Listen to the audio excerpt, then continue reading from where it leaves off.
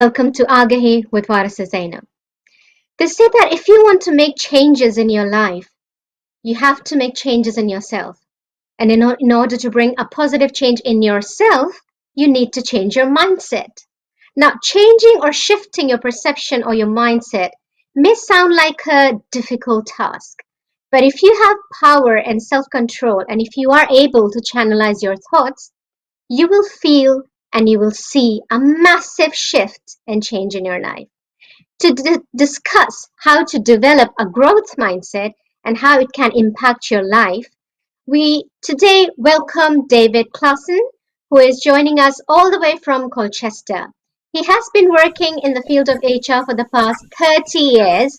He is a mind and behavioral change practitioner, and today he will share his insights and tell us how we can grow our mind and develop positive lifestyle and positive thoughts. David, welcome to the show. Thank you very much. Welcome. That's great. Great to be here. I'm really pleased to be here. Brilliant. So we will be taking a short prayer break in a few minutes. And before we go for a break, I just want you to introduce the organization that you co-founded, Talent for Performance. Okay. Well, I've had a very interesting career in that I was a chef for 10 years back in the 1980s and then moved into learning and development because I found that when I was a chef, training other people really helped me because then the people around me knew what to do. But then I got an opportunity to do that full time. So I started becoming a trainer in 1988. And then since then, I've worked with leaders and managers in thousands of companies and hundreds of workshops for leadership development. And then in 2015, I set up my own business with a colleague, Ali Gibbons, and we are co-founders of Talent for Performance. So what does this organization offer, David? Well, what we do is we help businesses and business leaders and managers to have clarity about what they do so that they're really clear about what they do, and also to have the right people doing the right things. And then if you multiply that clarity of purpose with the right people doing the right things in the right way and motivated people, then that's when you get performance. So we have a formula for success called clarity multiplied by people equals performance. And we then help the leaders to understand this, to clarify their communication, to understand how to motivate their people, to help people themselves understand how to motivate themselves, because it's not only up to your employer to motivate you, right? You need to Yes, motivate yourself as well. absolutely. Absolutely. That sounds fantastic. So after working as a Michelin star chef in five-star restaurants, why the sudden career change? Well, okay, I'll be honest. Working as a chef is a tough job. It's really Yeah, hard work. And when I had the opportunity for, working many hours and often unsocial hours and Christmas and New Year and mm, Easter and all these things, and then the opportunity yeah. to work 9 to 5 as a trainer, I jumped at the chance. Monday to Friday, weekends off. I still love Wednesdays, even 30 years later, because I go like, where it's Wednesday, 2 days to the weekend. And just having a more normal life. So Yeah. what I love the energy of hospitality and the energy kitchens, and I love food, and it's great to be able to cook at home with the skills of a good chef. It's a very tough life. It's a really hard life. I can imagine. I can imagine. I started to say to myself, wait a second, I think I can be even more effective in my life and have a clearer sense of fulfillment in my life by helping other people to enjoy their work rather than just being a chef.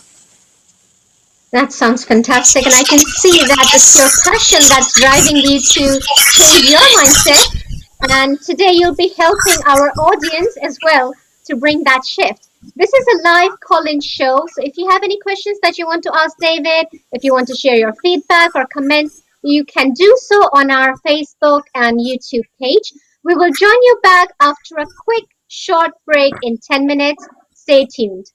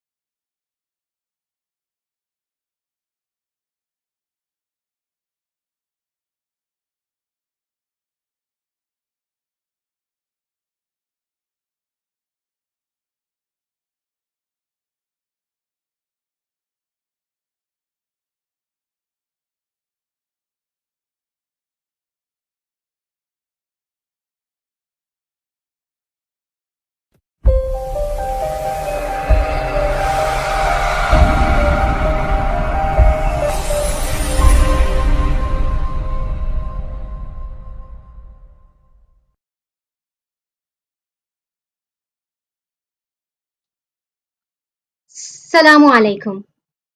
Aagahi mein khush aamdeed. We're just experiencing some technical difficulties. If you could please bear with us, we should be able to reconnect with David, who is our guest today, and he will be talking about growth mindset and how to develop it. David has been working for the past 30 years in the field of HR, and he is also a brain and behavior change practitioner. Previously, he has been working as a chef, and he's got tremendous amount of experience in multiple fields. And today, he's here as a guest to offer his expertise to our audience. Welcome back, David.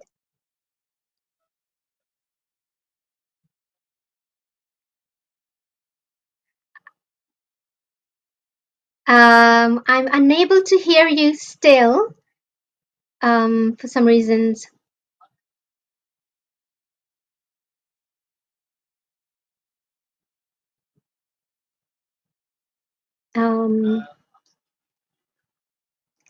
Let's take a short break again and come back with,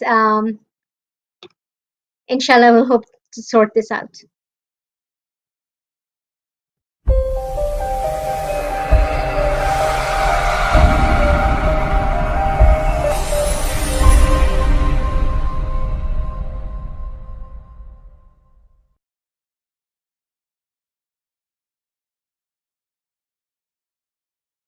But these things do happen. Before going on a break, we were speaking to David Klaasen, who is a mind and behavior change practitioner. And today we are going to talk about growth mindset and why it's important. David Klaasen, welcome back to the show. Thank you. It's good to be back. I know we sometimes have these technical problems. That's part of life in the current situation. It is. But we still gotta get up and get back again. So now that we only have 25 minutes left, we're gonna jump straight into the topic, and I want you to tell our audience, David, what mindset really means. It's a good question, actually, because it was mindset is one of those things that's now being talked a lot about, and it's like the frame that we see the world through.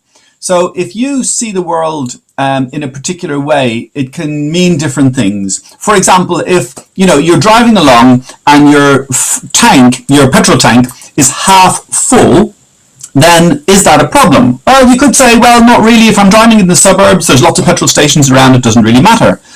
But if I'm driving through the Australian outback, in the desert of the Australian outback, with days drive to the next town, then it might be a problem, right? So it all depends on what's the frame and what's the situation that you're in and how you see things.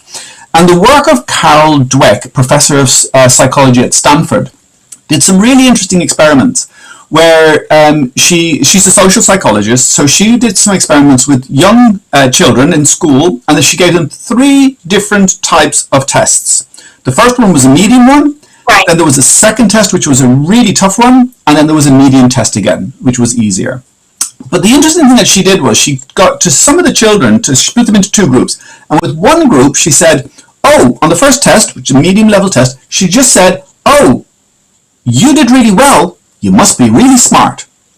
And to the other group, she said, oh, you did really well, you must have put in a lot of effort and a lot of hard work. So smart versus effort. And then they gave them this second test, the opportunity to do a harder test. And they said something along the lines of, look, here's a harder test, but you'll learn from it. It'll be difficult, but you'll learn from it. And they found that a smaller percentage of the children who'd been told they were smart went for that test, and a higher percentage of the people who told they put in a lot of effort went for that test. And then afterwards, they did a third test, which was the same level as the first one. And here's something interesting happened. The children who had been told they were smart were really upset by the fact that they had a real hard test and they didn't do so well. And that made them think bad about themselves. It's like, oh, maybe I'm not smart. And the kids who had they had put in an effort were just like, oh, we put in more effort. We didn't get as good marks, but hey, we knew it was going to be more difficult, and we just put in more effort and learned something along the way. And then they did the last test, which was the same as the first one. And this time, the kids who'd been told they were smart did 20% worse. And the kids who they'd put in a lot of effort did 20% on average better.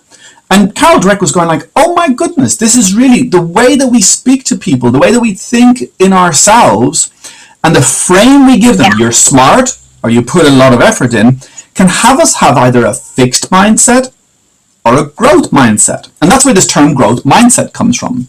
And it's really interesting that in life, when we have a challenge, if we have a fixed mindset, we go, oh, I don't like challenges, I might look stupid, might look incompetent, I might not look successful. Where if we have a growth mindset, we say, well, it's a challenge. Let's try it out and see what happens. It's more experimental. It's more just optimistic. So this is the main difference between a fixed mindset and a growth mindset. Yeah, and there's a number of them in different contexts. So, for example, if a person with a fixed mindset in a particular context receives feedback, they'll take it as criticism and take it very personally and go like, oh, that's like making me look, I'm not perfect, right? I'm not smart, I'm not good. And you're either smart or you're not smart in their view. But a person with a growth mindset goes, okay, thanks for showing me something I didn't know. It might not feel nice to get that feedback. It might be critical feedback, but at least I'm learning from someone who has a different perspective, which is giving me a clue about how to be even better, because I'm more interested in the process of getting better, where a fixed mindset is you either have it or you don't. Right. So why is it that some people succeed while some people who are equally talented do not? Well, that's a really interesting debate as well. And I think social psychologists have been studying this for a long time. And what they're finding is that it takes a drive. If you have a natural talent, so some people have a natural talent for numbers or for sport or for languages. And unless you practice on a regular basis and put in that effort, that talent will never reach its full potential. So if you look at all the great athletes, they practice day in, day out. If you look at the great musicians, they practice day in, day out. They nurture that talent rather than just saying, well, I'm talented. I have it or I don't. It's they're really willing to learn. And there's this concept of 10,000 hours. Now, it's not necessarily the truth, but it's a useful way of thinking about it, that in order to get mastery at something, you need to do it 10,000 hours, which on average is 3 hours a day, 7 days a week for 10 years. That's a long period. It is. So it takes a long time to achieve mastery. True. But it's quite obvious that, in these times when most people are working from home or students who are studying from home, it's very difficult to stay focused, to achieve your goals, because to find that intrinsic motivation is a real challenge. So what can you do to change that mindset of yours and stay focused? It's a really good question, and I think it's very pertinent to the situation we're all in, where we don't have the normal social stuff going on. We don't have especially for students, we don't have that normal going out with people and all that networking and stuff. So it's really about being able to take stock and say, why am I doing this? Why am I doing these studies? What is it that I ultimately want? What's the bigger purpose I want to serve by studying? Whatever it is, from economics to psychology to engineering. It's like, what's my ultimate dream, and how can I hold on to that dream, that faith and belief that I can achieve something great if I do my little bit of study today, if I do my little bit of study tomorrow? And how can I be a better student today than I was yesterday? Now, I know that's not necessarily an easy thing to do, and the younger you are, the more it's like, there's lots of distractions. But the more focus you can have, the more easier it is to just go, okay, I'm going to just get through this, and keep lots of little targets. So rather than going, okay, I've got my exams in 6 months' time, it's like, now what do I need to do today to write my assignment for today, and what can I do to focus on the lecture on screen or whatever it is that will help me be able to just maintain that faith and belief that I'm doing this for a purpose, and that purpose pulls me forward. And a bit like my faith, right? That your faith pulls you through life like a force of energy because you have it. a sense of purpose in your career, a sense of purpose in your roles in life, be that husband, mother, father, son, uncle, aunt. That clarity of purpose is really important. And you mentioned intrinsic motivation. That's what intrinsic motivation is about. You're doing it because it's helping you be the best you can be. So I don't know if that answers. Thank you for that. So you mentioned the power of language is a very important tool in changing mindsets. And you also mentioned that our beliefs about ourselves and our environment and our faith also plays a key role in changing that mindset. Often people who have experienced some kind of trauma or negative, unpleasant experiences in the past, their beliefs, their perceptions, their mindset tends to change and becomes negative with time. That's another thing people often struggle with. How can they change it into a positive mindset, a positive attitude? Okay, so the latest thinking from the field of neuroscience, because in the last 20 years, scientists can now watch what's going on inside your head as well as just knowing what's going on in your brain. Because before that, they'd chop up a brain, but it was always from someone who was dead. Now they know, oh, look, these bits of the brain are switching on. They're having electrical impulses when people feel different things. And when we're experiencing stress or trauma, we can very easily become negative, narrow focused, so we're only seeing one tiny little thing, we're not seeing the bigger picture, and it can help. It can suppress our sense of well-being.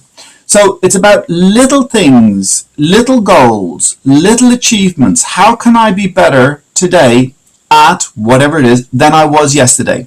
So I want to improve my fitness. Okay, what can I do to go out for a 5-minute walk tomorrow so I'll be more fit tomorrow than I was today? Then the next day, what can I do to maybe go 10 minutes or 15 minutes? Or maybe start running or doing some sort of exercise that will help me become more physically fit. Watch some stuff on YouTube. It's about having clarity of purpose and lots of little things.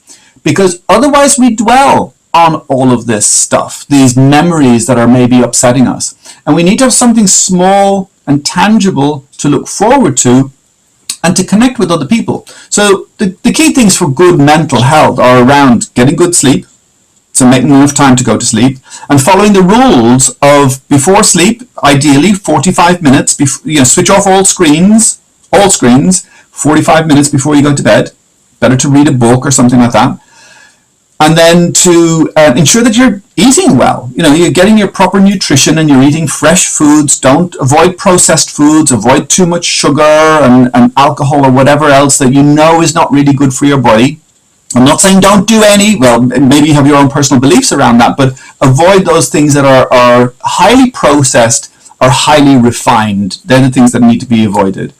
So balanced diet, good sleep, exercise. Make sure you get out and get a little bit of exercise. Ideally, something that makes you puff and pant a bit. And if that's to begin with, just a brisk walk. Very good. I go for a brisk walk every evening. And making sure that you connect with other people. Talk to people and include them, even if it's only on a screen at the moment, because that's all that's available. But connect with people. And here's something that we've been doing some research on recently, my business partner and I. Gratitude. Give enormous gratitude for the things that you have in your life, the relationships you have, the fact that you've got a roof over your head. Many people don't. The fact that you have a bed to sleep in at night. Many people don't. The fact that you have your well-being, because not everyone's well. So it's just sometimes we take for granted all the good that we have in our lives. And a good mindset comes from immense gratitude for appreciation for the people in your life. And not just thinking appreciation, but actually telling people why you appreciate them in your life and what it is that enriches your life because they're in it. Now, not only does that make you feel better, but it'll also make them feel better. Yeah. So you're spreading the love in that way. David, you have also mental health first aid, and you practice mindfulness yourself in times of adversity and when you're finding it difficult to cope. How does mindfulness help in situations like these? Well, it's interesting that you say I practice it in times of difficulty. I practice it every day so that when I have a difficulty, I have it at my disposal. And that's the difference. So a lot of people go, oh yeah, I'll practice when I need it. I mean, some people will go, oh yeah, I'll pray when I need to, but I won't pray every day. You know, it's like, I'm not sure that's a good idea. It's like practice every day, mindfulness or prayer, whatever your choice is. And when you do it every day, it's a habit. It's something that you're used to. And then when you need it or when you have adversity, you're more able to cope with it. Now, you asked about mindfulness. And mindfulness is a state of being able to think and observe your thinking. Now, that's an interesting thought for a moment. So, for a moment, if everyone just listening, for a moment, just do this. Just breathe in and breathe out.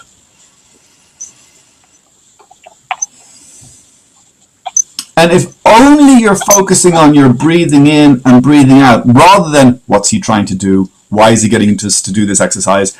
Because your brain is just chattering away the whole time anyway. But if you can just focus all of your attention on just your breath and do that for maybe 2 minutes, this is what happens. The body begins to go, I am safe. The brain begins to go, I am safe. There's no threat. The fact that there's no threat calms me down. The fact that there's no threat allows me to utilize my brain and all of my brain more easily, especially the ability to understand, the ability to memorize and recall, the ability to make decisions, and the ability to inhibit impulses. Those 5 things are the key bits that are in your prefrontal cortex, which is the very front of your brain.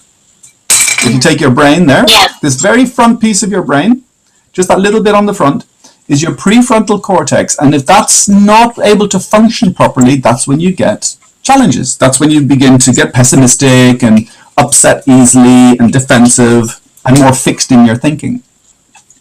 And I think people often tend to give quickly because they don't want any obstacles or challenges in their path. They just want everything to be smooth and easy. And a little bit of challenge can put them off. Right, and that brings us to another point, that life is full of challenges. And if you look at anybody who's successful in life, be that an athlete, be that, think about anybody who has children, right? When your little child begins to stand on its legs, do you go, and it falls over, you go, oh, you're useless. Don't try that again.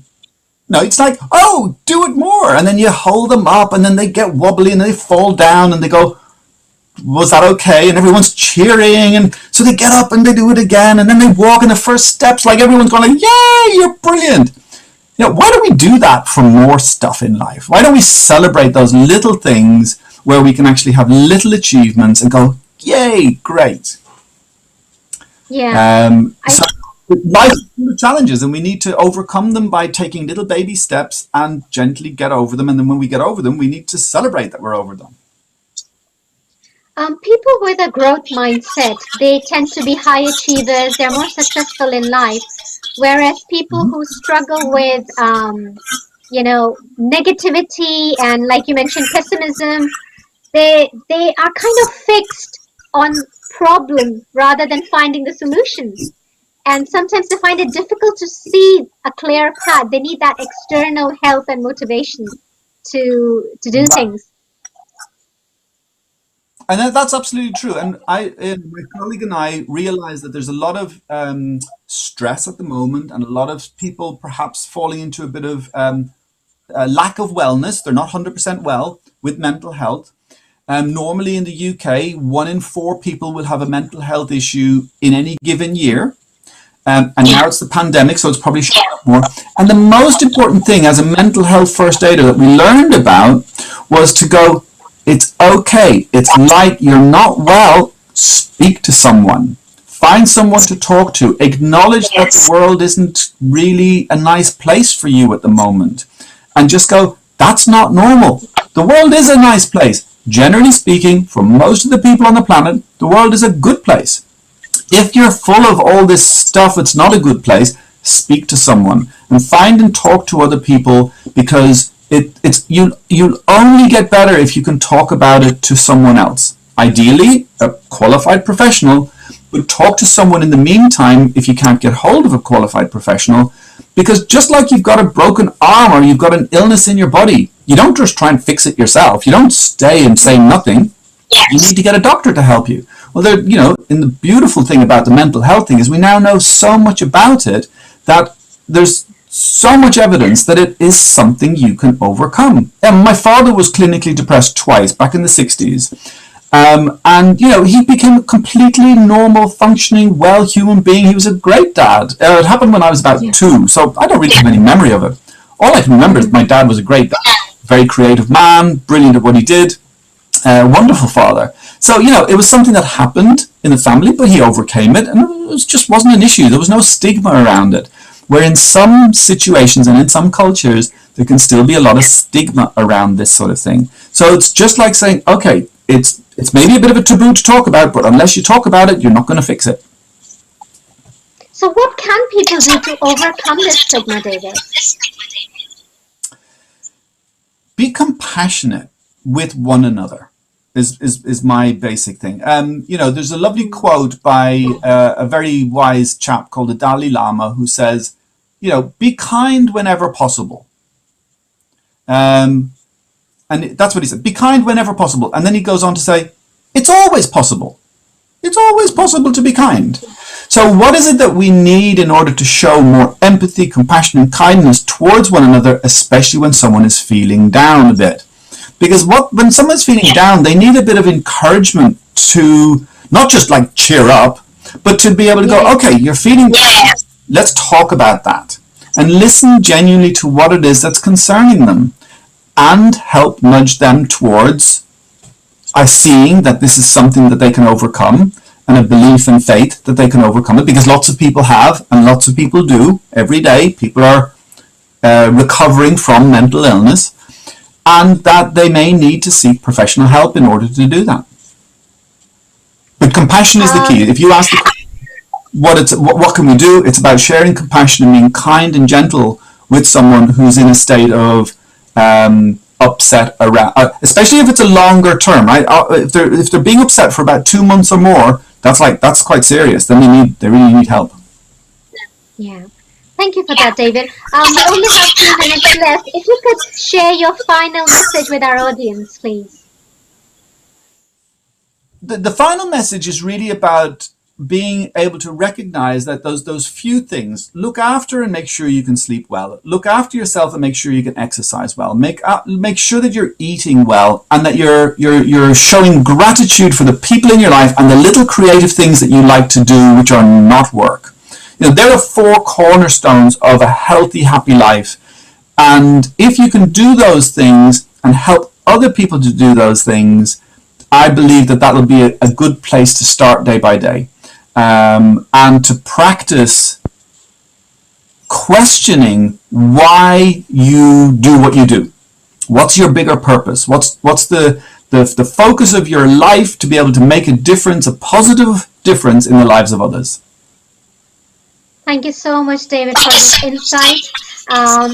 Although we experienced some technical difficulties, but I'm sure people found this episode quite insightful and helpful. If you have any questions that you want to ask David, or if you want to share your feedback and comments, please message us on our Facebook and YouTube page. You can also call in the studio and we will pass on your questions to David.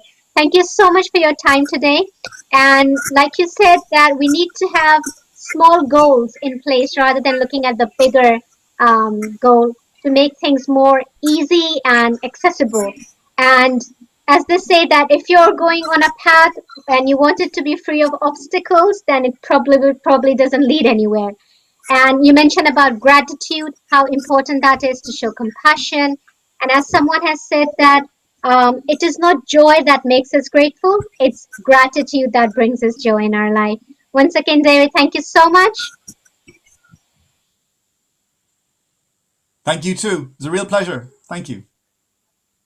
We'll come back on next Saturday with another fantastic guest and another mental health related issue to discuss. Till then, look after yourselves and most importantly, be kind to yourself.